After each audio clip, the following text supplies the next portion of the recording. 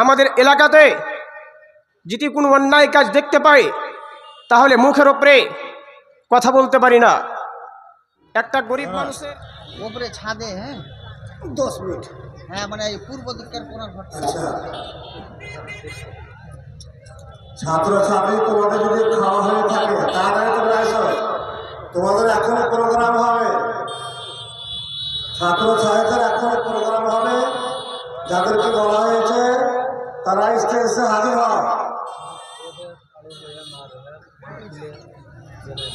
আর সমস্ত মুসলিম ভাইদেরকে আবেদন করছি যে তারা এদিকে ওদিকে যে রোডে খাড়িয়া দেখছেন বা বাজারে আছেন, আপনাদের কাছে আবেদন যে আপনারা এই জালসা গাহে এসে উপস্থিত হন। মুসলিম ভাইদেরকে আবেদন যে তারা যেন এই জালসা গাহে এসে হাজির হন। শুরু করেন।